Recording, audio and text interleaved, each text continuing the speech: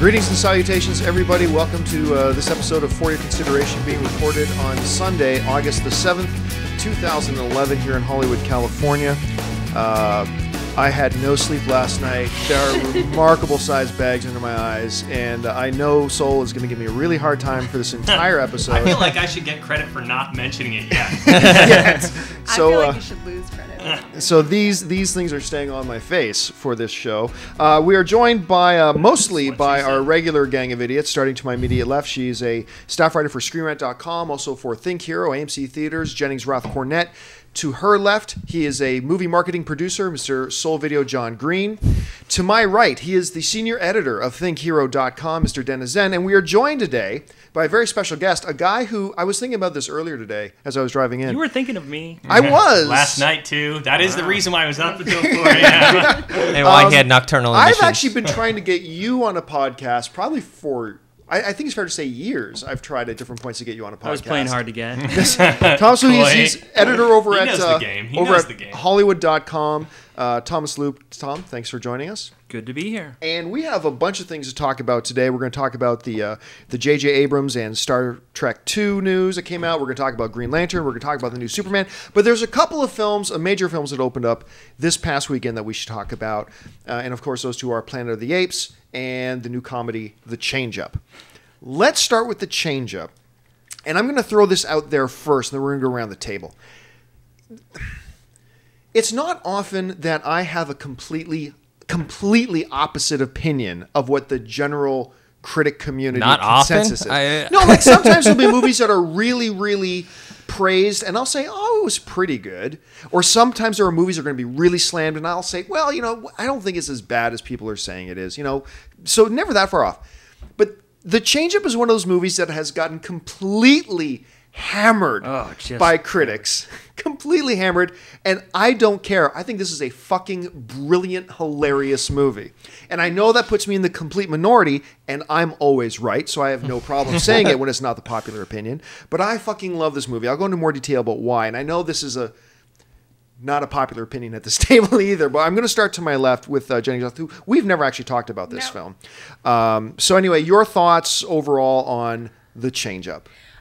You know what? I generally, this is what I think about The Change-Up. If I had watched on Netflix streaming, I'd be fine. I'd be like, oh, it's The Change-Up. It's cute. It's funny. It has some funny moments. I really like Leslie Mann's performance in it. Not the performance of her prosthetic breasts, but her actual performance, which was the big topic. It's the same general conceit as many, many other things, like basically an event happens, whether it be switching bodies, becoming an adult, an angel comes to you on Christmas, what have you, that illustrates the value of your own life and the areas that need improvement. And it actually has a similar feel to Hall Pass. It's not a magical event, but it's an event that happens that leads these men back to where they sort of began. But this handled it a lot better. It handled the comedy a lot better. It handled the sentiment a lot better. Jason Bateman was great. Ryan Reynolds was good. But I didn't think it was brilliant, per se. And it's one of those movies that, were I paying for movies more often, I don't think it would be one that I would necessarily feel the need to... I'm on a limited budget. Many people are. This isn't one of the ones that I would feel a need to really pay for this weekend. If you're going to pay for something this weekend, go to either Apes or Attack the Block or something more interesting, in my opinion. Soul, your thought on The Change-Up? I agree. I thought that I don't share your enthusiasm for this project, Champion. I can understand why it's sitting at 20% on Rotten Tomatoes, and I can understand why there's a lot of hostility towards it. And I think that part of the reason is the humor behind it seems aggressively forced in certain situations, especially anything with like Ryan Reynolds talking to a kid like an adult, just being aggressively abrasive, trying to be funny. I don't know how you can have different levels of poop humor, but the poop humor in this is pretty low barrel. It was very strange to me because I definitely think it did have some good points. There were a handful of scenes I definitely laughed at, and I will never be sorry for shelling out movie ticket price to see Olivia Wilde, especially partially clothed. But the plot overall didn't share much, didn't have much in it for me. I felt like Jason Bateman is a great looking guy. Ryan Reynolds is a great looking guy. Like, oh no, I have a beautiful wife and family. I really want this. I just want to be able to fuck more chicks. That's what the plot boiled down to. Like, he said it in the park, and I was just like, but who doesn't? I know, but I can't root for either. Like, I don't care about those characters. So it's the sort of thing where I know the way you felt about. Was it Horrible Bosses? No, was it Horrible Bosses? Probably Horrible Bosses. You were like, the plot is shit, but I just like the characters, and I liked seeing the situations that they got themselves into or something. That's where you derived your comedy. I just didn't even care about the characters. So I laughed at half a dozen things, and I was marginally entertained, but that was about it. Why would you be okay to pay for that then? Because I have a much lower standard for cinematic. He has a lot more money. I have a little more disposable income and a lower standard for what I expect out of a movie. Thomas, your thoughts on the And Olivia Wilde's boobs go way farther with me. Which were fake, by the way. Well, you were telling me this earlier. Please enlighten us. All of the boobs were fake. We need truth in labeling laws in movies. It's a real problem for me because, you see a nipple on Olivia Wilde. Turns out to be digital. Which I think you should have a disclaimer at the bottom. This is not a real nipple. And what about Leslie Mann? Those were prosthetics. Body double. No, it was prosthetics. I really, because I was talking. This is the big argument. I was talking to a Universal rep at the after party, and they said it's a they did the same thing that they did in the Social Network, where they put Armie Hammer's face on another guy digitally. Yeah. They put Leslie Mann's face on another woman with another woman's boobs. The whole thing last week was how she would only say that they weren't her breasts and they weren't a body double. So everyone sort of assumed that they were prosthetic breasts, and they kind of looked like prosthetic, but they may be CGI and have like a similar look. But they weren't her boobs, and that was but they were marvelous nonetheless. They are marvelous. But was it at least Olivia Wilde's side boob? I think it was. Well, this begs the question: why bother with a fake nipple? I mean, does it look that much different from her actual nipple? We've all seen Olivia Wilde in person, and no, those weren't her breasts. Right. Actually, I listened this morning to. I want to get back to Thomas's thoughts on the films. I would like to stay on Olivia Wilde's breasts. I listened to a very interesting interview this morning with Ryan Reynolds talking about how that is her side boob. But the thing is, she had pasties on them. He's telling the story about how she had pasties on them. He says, I'm doing the scene with her, and I got to take her shirt off, or she takes it off in front of me, I can't remember. And she's got these pasties on it. But what she did before they started shooting was she drew happy faces on her pasties. So he said, I'm sitting here with Olivia Wilde in front of me, taking her shirt off, and all of a sudden I see these smiley faces on her thing, and I couldn't hold it together. But anyway, Thomas, back to your thoughts on the film as a whole. Welcome to the podcast, Tom, by the way. Well, big problem I had was with Ryan Reynolds' character. I just felt he was irredeemably awful. Like, the guy had no positive traits. And so how is he friends with Jason Bateman's character? And, I mean, he curses in front of the kids. He sort of hits on the wife, sort of really creepily. He works the little kid goes up to him and says, will you come to my ballet recital? And he's like, no, I just like girls who are on stripper poles. Like, that's who I don't go to dances unless there's poles. And I'm like, well, it's hyper real. But he I don't know how he would be friends with Jason Bateman.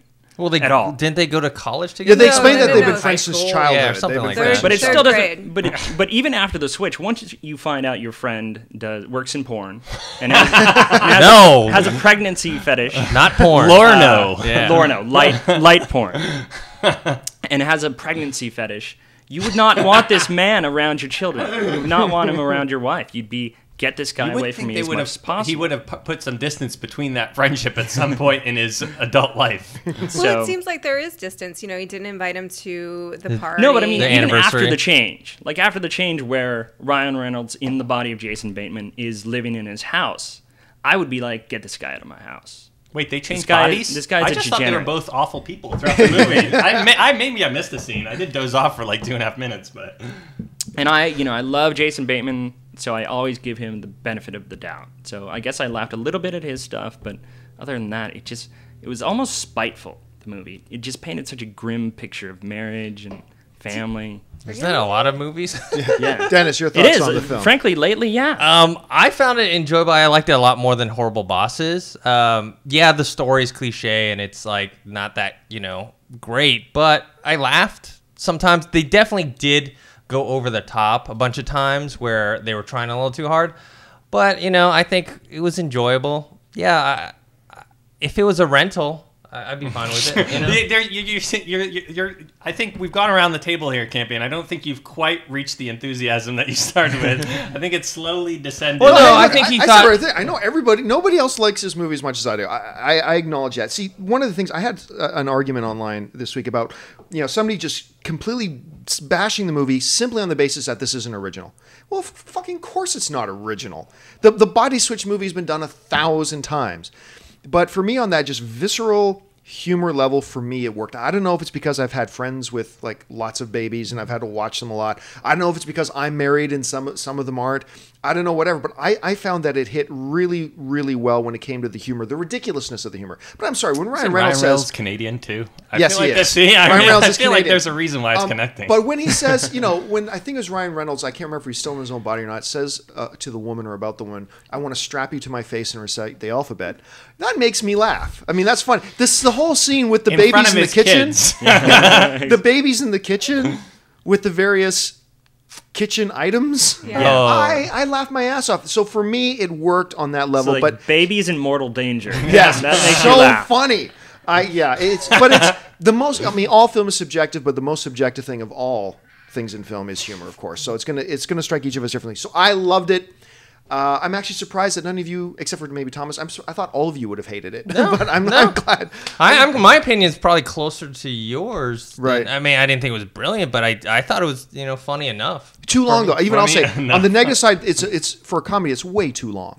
It was way too long for the type of movie that it was.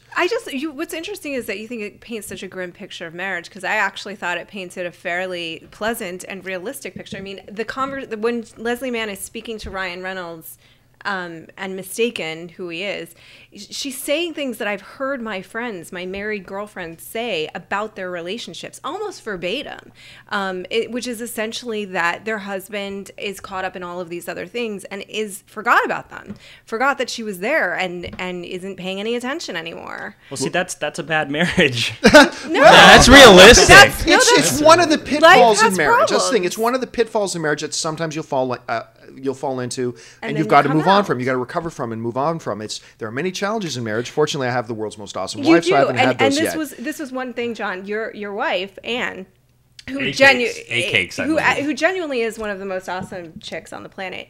It's funny because I came out and I thought the Olivia Wilde character is such a fantasy. She's this really cool chick who takes you out to a baseball game, and she's like a supermodel hot. I got to marry the fantasy. And essentially, I was like, oh God, this is such a male fantasy, but we women, we have our own fantasies that we put up on the screen. And then I was like, well, Anne actually is kind of that chick. So she really does exist. Yeah, she is. But anyway, we need to move on from this. We've been talking about that for a little while. Let's talk now about the other major film that came out this week, Planet of the Apes, which I did not have a chance to see a press screening for, so I just actually saw it this morning. I'm coming right off it. But Dennis, did you see Planet of the Apes? Yes, I saw it yesterday. Okay, let's start with you then on Planet of the Apes. Your general thoughts on Planet of the Apes. I thought it was fantastic. I thought it was what a summer blockbuster movie should be, because it has, the superficial things people want, which is like action and visual effects and whatever, but they actually told a story. They actually built a story from the beginning and actually carried it all the way through until the end. And so I quite enjoyed it. Thomas. I love the tone. I felt that they respected... Well, that's like saying a girl has great personality. I love the tone of the movie. This is going downhill. I did not mean to give a backhanded compliment. I really did have a blast. But I was going to say one of my favorite aspects of it was the tone. They respected the subject matter, but they also acknowledged the silliness of it. And it gets sillier with like every frame. It starts out like Project Nim. Then it becomes like Escape from Alcatraz. And then like the last third is like a PETA wet dream. And yet it somehow works. I mean, it's so much fun. Best description of that movie ever. But if they don't use that on the DVD cover, Soul, did you have a chance to see it? Yes. And your thoughts on Rise of Planet of the Apes? I also loved this movie. I thought that, and like anybody that's been online or been following like the buzz surrounding this has been subjected to a lot of the talk of CG and Weta and the special effects and Andy Serkis, and he did Gollum, he did King Kong. It's this crazy cutting edge, blah, blah, blah. So, and I'm a person that's really gets wound up in special effects and really cool technology and stuff like that. So I have that in the back of my head that going into this movie. Within, like, I would say right after that initial montage of him like growing up swinging through the trees, my brain turned off the CG in my head. Like, I completely accepted this character as an adult man. I completely accepted this character of Caesar in the movie. Not only that, but the way what Dennis was saying about the plot rang so true to me, because it's a movie that does not it's not a war between man and the apes. That's what I think a lot of people get confused, and they think like, how's a monkey gonna kill the people on the island or something like that, you know? And it's not that. It's this completely different story that rings true, and like they're not. And I won't ruin or give any spoilers for the climax or the third act by any means, but every part of their transition and evolution makes sense and tells a good story. And then well, that's what impressed me. They accomplished that in 2 hours. Yeah. You go from like status quo to apes on the verge of taking over within 2 hours, and it's somewhat credible. Mean, they had to carry... I do think we know where it's going, given that it's an origin story. Well, I mean, it's not a happy ending for people, but it's a similar, I think it's a parallel storyline to Captain America in a way, in that you have this unknown person that has to become this leader over the course of 2 hours, and how do you believably transition that character into this, leader of a revolution? And man, there are some scenes in this movie that just like blew me away, that like gave me chills. But so I would say it highly recommend. Roth, your thoughts on Rise of Planet of the Apes? I love it as well, and I do think Andy Serkis evenally deserves a ton of awards. See, that's what I liked about this. Like, people are already angry that Andy Serkis is going to get snubbed. they're doing a preemptive strike. I love it because, I mean, how long did it take Toy Story? Wait, did Toy Story make it in? Toy Story made it in finally, right? When they did the 10. They started doing the 10. It took us that long to get Toy Story in. How long before a CG actor makes it in? John Campea, what do you say? Unfortunately, look, I made a huge argument years ago that Andy Serkis deserved an Academy Award nomination for his work in Lord of the Rings. Oh, you were that guy. I was that guy, because if you take out the fact that it was a CG character, it was a brilliant performance. It was one of the best supporting performances of the year. I thought it should have been acknowledged. It wasn't, but so it's going to be a while. But you always have that question of how much is the actor, how much is the CG. Right. Well, given the technology for this one, I think a lot of it is the actor. Okay, let's go. I want to hear Roth's thoughts. No, I don't. It's fine. I mean, I would agree with you, Dennis, that given the technology and having had been blessed with the opportunity to play with it at Avatar, the studios, like, it really is a lot of the actor and what he's providing in terms of his, and you can see there's the features that are available online to anyone where you can see Andy Serkis's performance, and you can see how close it is. It's like to what 99% certain. I mean, there's some. I don't want to downplay the technology, but it's like 99% him. Like, he's doing. He's giving this amazing performance, and he's not encumbered by this ridiculous equipment that's surrounding him. He's in this ridiculous outfit and camera right in front of his face, and he's still giving this. Right. And so what we see of Caesar ultimately, and the soul of Caesar, and that story 100,000% depends on us connecting to the soul of Caesar, is Andy Serkis. He's providing that. Now, Weta deserves 1 million awards too, because it was remarkable. It was remarkable, and I was excited about this movie actually, even starting with the first trailer, just because of the effects. But then I think they also did an excellent job of delivering a very human story, even though it's about apes, in terms of what we do and who we are and the mistakes that we make in our hubris. And it's all of the obvious things. Obviously, we do it again and again, but this does it very, very well. As an animal lover, I found it very hard to watch, and I watched it with a friend that we all know that's also a very big animal lover, and it was very hard to watch at times, because that we are doing these things with actual apes that do sign and have personalities, but we're making them watch Days of Our Lives. No, look, I'm not going to get the Genesis side of it, not the sanctuary side of it. We're talking about the movie. I think the movie's great. I think people should see the movie. I think it's a great performance, but we're not going to get into the PETA wet dream. But it is a PETA wet dream, because the truth is there are apes just like those apes that we're signing that haven't been genetically engineered, that say things like, "What are you thinking about?" "I'm thinking about my mother. I miss my mother today." And they have those kinds of complex emotions, and yet we cut up in their brains. That's I'm an animal person, so that's just me. Well, I mean, it's funny because I was watching it with Anne this morning, and she's a huge animal lover. Yeah, A-Cakes. I have to. She insists on being referred to as A-Cakes now. And during that opening sequence where we see all the apes in the jungle living happily, and then all these men start chasing them down to capture them. She started crying. She just said, she just kept saying out loud, "Why? Yeah. Why?" But okay, here's my thing about Rise of the Planet of the Apes. When they first announced that they were doing it, I thought it was one of the most stupid, ridiculous ideas ever. Why another after that Tim Burton garbage fest? That was pretty bad. Which pretty much sums up most of Tim Burton's films. Anyway, after that mess of a Tim Burton film. He likes sweeping generalizations. Yes, I do. He I paints do. strong wide brush. And yet, I'm one of the only people who really liked his Charlie and the Chocolate Factory movie. But anyway, that's a whole nother topic. But I thought, why another Planet of the Apes? Even why an origin? Even if you're attaching a great actor like James Franco, why bother? Okay, so then the trailers come out and everything, and I start to develop this fear. Man, my big fear about Rise of the Planet of the Apes is if they do like the first 80% just on Caesar getting smarter, and then maybe the last 20% on the apes rising. I want to see a 50-50 split. Sure enough, it's Rise of the Planet of the Apes, and sure enough, it is an 80-20 split, and it was fantastic anyway. I mean, I thought you guys nailed it completely on the head. The narrative in this film is fantastic. You get attached to this character who does not speak. Through his growth and progression, all through Andy Serkis's performance and his expressions and the way he emotes. It was fantastic on that level. James Franco, I think, unfortunately, because of the effects and everything in this film, James Franco's performance is going to be overlooked. Well, no, see, I would disagree with that. I said I would think that if there is a weak point in this movie, it's unfortunately the non-monkeys. Yeah, absolutely. You're right. I mean, most of the human characters are sort of one-dimensional, except for James Franco. Well, the two weakest characters were Tom Felton's character and let's talk about Tom Felton for a second. That poor Draco is going to be a bully forever. That poor Draco. Poor Draco, nothing. This kid can't act.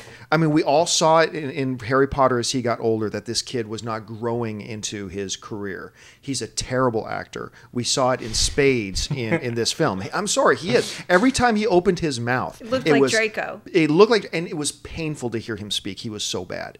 So I don't want to see him in anything anymore. I've given up on him. I've totally I don't want to see his mom. I hope. And also, I hope he doesn't find parking spaces. I don't think it illustrates. Like, they were trying to illustrate sort of like how we treat animals and how we treat whatever, the earth, whatever, but it didn't do a good job because he was such a brain dead meathead. You just figured, he's an asshole to everyone. He was just a two-dimensional character. You'll see who's boss. Yeah. Oh my God, shut this kid up.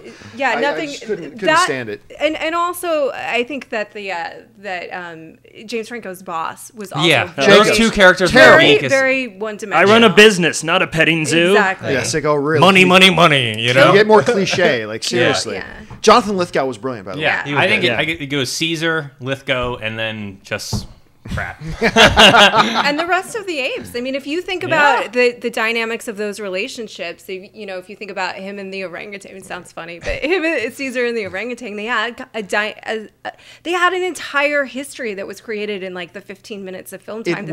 Or him and the gorilla, even. It was brilliant storytelling. That's what it was. And I love this film. It's not the best film of the year that I've seen this year, but it's going to be. It's in the top 5. By the way, but it's a good summer blockbuster. It's fantastic. Let me just ask for all of your reactions to a moment, and it's not really a spoiler, but when Caesar fights back against one of the apes, when the ape comes out and Caesar just kind of cracks him, and you're like, yes, Caesar, yes. Yep. Like I am 100% behind that revolution from that moment on. When it's sort of a bully moment where, like, and he gives the supplementation, or what is it, supplementing gesture, basically saying, okay, you're the boss, Caesar. When it's really more of a submissive gesture. Well, it struck me as almost like a mafia-esque moment. Like he was becoming the Godfather. That's a perfect analogy to it, actually. That's he had the muscle behind him. The muscle was like, damn right, you better give that. Well, I think it also was the first step towards building the bridge between being an ape and being a human, because he won with his brains, not with his brute. Yeah. And normally he would have had to win out with his brute strength. If he was just an ape, but he was starting to build the bridge where it's like we can, as human beings, outmaneuver other people with our brains that are physically stronger than us, and do so in the mafia. By the way, this also is not a spoiler, but this is also a huge failure for the character that Tom Felton's boss, the Sanctuary. Brian Cox. Brian Cox. He's leaving the Sanctuary. He turns and looks and sees all the monkeys standing on their hind legs, listening to sign language together. And he's like, looks, and he's like, meh, and then he goes home. I'm like, really? The monkeys are having a meeting, and you're not going to react to that? I think it actually kind of suited who he was in a weird way, because he was that guy that was just so lazy and like. Anyway. Okay, well, we need to move on. So it's safe to say around this table we all see the movie. Enjoy. Yeah, that's worth spending money on. Rise of the Planet of the Apes. All right, let's talk about this. This came up in the news this week. A couple of interesting things. We'll start with the Green Lantern.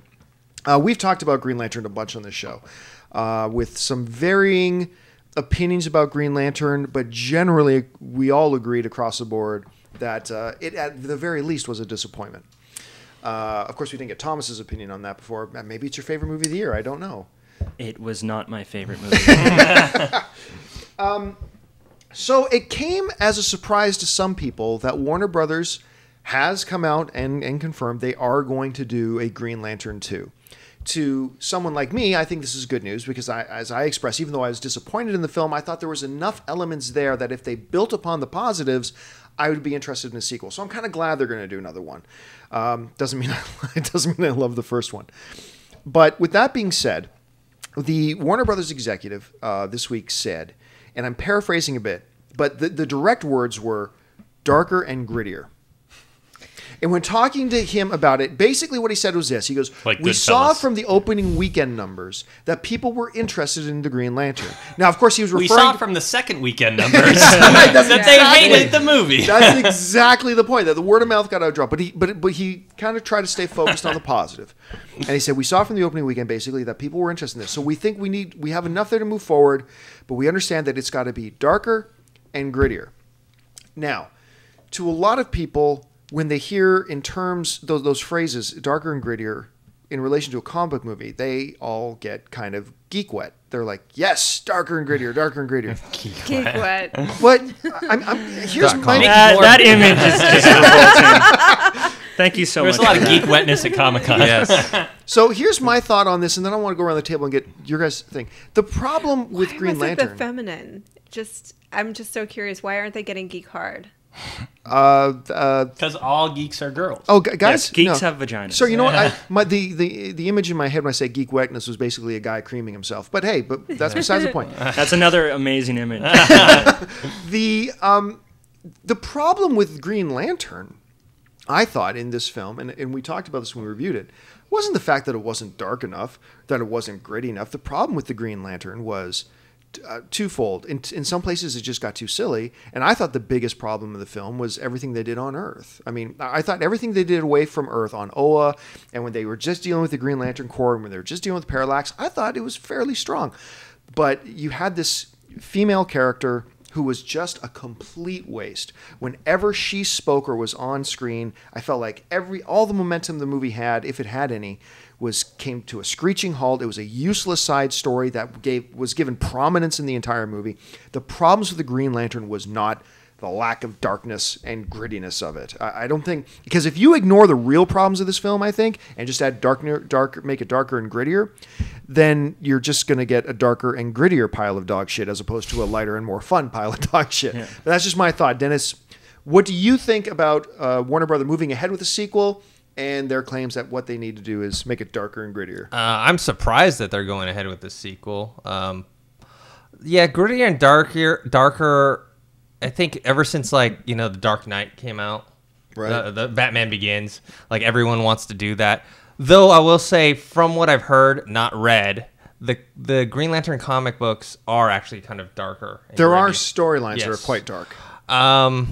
Yeah, it's not going to fix the problems. And my problems with that were beyond just Oa and Earth. I mean, they essentially kind of had two villains to the movie, and I don't know. It was just very mediocre for me. Oh, and it should also be announced that it was also announced that they're changing directors. They don't know who the new director will be, but they will be changing directors. So. Wait, the first one had a director? Thomas, your thoughts on this? Look, they can do all they want. I have no interest in this character. I find him just absolutely uncompelling, if that's a word. I'm not sure. But it's still some dude with a magical ring that makes green stuff like race cars and whatnot. By the way, I'm sensing an underlying. We're inventing words. Yeah, underlying distrust for Ryan Reynolds characters.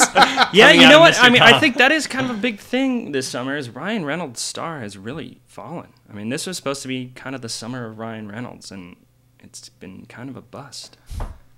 Soul. I would agree. I just looked up I wanted to remember how well Green Lantern did, and it looked like it didn't. I mean, it certainly didn't break even. Maybe with DVD sales, it has a chance to break even. And there's still a lot of international markets that hasn't opened in yet. So that being said, I don't know. I think that just because you tricked people into being interested in something an opening weekend does not a successful sequel make. I think that's probably some of the flimsiest logic you could use to greenlit another $200 million project. That being said, I know the character itself has a really rich canon, and there's probably some really good storyline there. It's that stupid cliche thing where, like, well, if you get a good enough script and a good enough director, like, you can make a great movie. So if they get those, like, I don't know about that formula. Well, if they get, so you're saying if all right, so and good talent, maybe they replace Ryan Reynolds. So cast, script, and director. I think I was being ironic. Yeah, you know, I think that to agree with Dennis, the catch-all right now is, I think a lot of times studios just say words, you know, like, they don't actually mean anything. Like, my favorite is Candyland is the Lord of the Rings with candy. Like, you're just saying words, you know? You're just like, attaching something popular to... They don't mean anything. They don't belong together. Oh, yeah, baby, I'll respect you in the morning. Yeah, right, it's just words. Is Candyland coming out? Yeah. It's in development. So is Monopoly. And that's what they are saying about it, by the way. Literally, the Lord of the Rings with candy. Okay. So you're really drinking the Kool-Aid. Battleship has a new rival in my mind. with any comic book franchise at this point, if they are disappointed with the way that it's performed, their answer is, well, what did Chris Nolan do? He made it dark and gritty. Right, it's Batman, asshole. Like, of course he made it dark and gritty, you know? And it's too bad. Although I do think Spider-Man looks really cool, but I think this is going to be the answer for a lot of franchises where it doesn't need that as the answer. If you look at the first two Spider-Man movies, they were a lot of fun. They were light and colorful. They did very, very well. And so this doesn't have to be the answer. It's not always the answer. And sometimes it's not going to serve the story. I haven't read the comic book, so perhaps this is appropriate and this shift is appropriate. It'll make it better. But I don't think that it's going to be the catch-all solution. And I think that at a certain point in our... Look, I love summer blockbusters. I like comic book movies. I think when they're done well, like Planet of the Apes, they're a lot of fun and they bring something to the table. But at a certain point, this constant barrage of movies that don't work and that we're grabbing onto just because they're comic book figures and we don't really care about them and we don't really invest any time in the story of their character development, it has to stop. And we will shift back to a different kind of movie. It happens every 10 years. You know, you get the 70s and the 80s and the 90s. We had the influx of the huge independent film market. We've had the 2000s have been pretty much these kinds of movies, and I think that we're ready for something new. This isn't to say I don't like comic book movies, because I know I'm going to hear a lot of stuff. I have a serious question. Over under 5 years for the Chutes and Ladders movie. I mean, I genuinely think that what is happening right now is that when we're talking about Candyland, at a certain point, I think we were joking about, in a bunch of people, them developing, what is it, Fuck, Kill, or Marry, into a movie. It's we were talking about that? No, were you there? You weren't there. I think I remember that conversation. Like, it does have to stop, and I think that does it? I mean, you're really asking a lot. I'll tell you right now. As long as these films, when you have a genre like this, and a failure is a film, when you consider a failure a film that's still made over $100 million domestically, it ain't going to stop anytime soon. Well, if they spent $200 or $300 million on it, yes. No. Here's the thing, though. It's like, here we go with Green Lantern 2. The thing is this: is that you can have a total disaster of a film, and believe if the name recognition is there and if the trend is there and if the audiences have an awareness of it, they will still come back for another one. Transformers 2 to Transformers 3 is a perfect example of that. I mean, we can't emphasize enough how much garbage Transformers 2 was, and most people agreed. Not everybody, obviously. Most people agreed. But they all came back to watch Transformers 3. They all did. Yeah, but that's the work of Satan, John. Double it. And they ate it up with a spoon. And be that as me. Now, with Green Lantern 2, one of the things, let me play its advocate here for a moment. The thing about Green Lantern as well is that I think he is an interesting character when done properly. I think the comic book series or the storyline with the Parallax character, which was completely different than the movie. It's when Hal Jordan actually becomes Parallax and he destroys basically all of reality. And all the DC heroes have to gang up and fight him. It's a comic book series. But I think you have an interesting character. I think Ryan Reynolds is fairly charming as an actor. I think he does work as a Green Lantern when he's not doing completely stupid stuff. And I don't think you can underestimate how much damage the first Green Lantern trailer did to this film. Because that is a legendarily awful trailer, the first trailer they released. But remember, we haven't gotten to the main... It's like having a Batman film and trying to judge it when the villain wasn't the Joker yet. You know, Green Lantern's villain is... His main villain is Sinestro. That's his main villain. And that's his main story arc. And that's his main rival. And every comic book film, every action film is only as strong as its antagonist. So I think there's potential there. But once again, that's just me playing advocate. It was a disappointing movie, the original, that very well could flop and fail. But I do think, personally, that there was enough there for them to give it a shot. If they wanted to. I wouldn't complain if they didn't. But we need to move on to the next topic here. And the next topic is J.J. Abrams. Who John hates. He wants to kill his babies and eat them. So much. I hate J. No, I don't hate J. I actually like J.J. Abrams a great deal. With that being said, a story came out this week, and for about a day, it became a big hot topic around a lot of the blogs, a lot of the movie blogs. And that was basically this. Somebody cornered J.J. Abrams and asked him, when is Star Trek II coming out? Has a release date been set? Because there hasn't been one. And he basically said this. I'm paraphrasing a little bit, but this is fairly accurate. He said, basically, we're not really worried about the release date right now. We are more worried about story and character. He repeated that once or twice. We're concerned about story and character. And until we get that right, there's no point in us starting to set up a visual effects budget or setting up a shooting schedule or setting up a release schedule until we get the story and the characters right. And then he went on to say, and Paramount is in agreement, so right now there's no release date for Star Trek II. Now, everybody jumped all over this about look how visionary of a director J.J. Abrams is. Look how wise and how much artistic integrity J.J. Abrams has, because he wants to do the movie right. Big fucking whip. I'm sorry. Every director ever given a project wants to do their movie right. All of them want to tell the story that they really want to tell. The story here is not that J.J. Abrams has decided he wants to do his movie right. The story here is that Paramount has allowed him to take his time to do it right. Because I guarantee you, no matter how big and powerful people may think J.J. Abrams is, and he's pretty big, if the studio says, I'm so glad you don't want to have a release date yet. It's August 2013. Yeah. Now make it happen. Then J.J. Abrams makes a movie that happens 2013. The difference is, in most cases, the studios will not say, okay, take your time. The story here is that the studio had the vision to say, yes, take your time. And I'm glad J.J. Abrams wants to do it. But every director wants to do it right in a perfect world. But it brings up this question. How long... Star Trek came out in 2009. How long does it take to get your plot together? You don't even have to come up with the characters. That's done for you. How long does it take you to come up with the right story? Yeah. It's been 2 years. How long is it going to take? And once again, I applaud him. Somebody forgot to mute their phone. I applaud that he wants to take his time with it. That's the right approach. But my question here is, I'm sorry, dude, you've had years and you have a team of writers. Why don't you have your story yet? What is the holdup? J.J. Abrams is notorious for not really having, he doesn't stick around with things very long. I'll tell you what, he did Super 8 before that story was ready. Yeah, but I mean, but he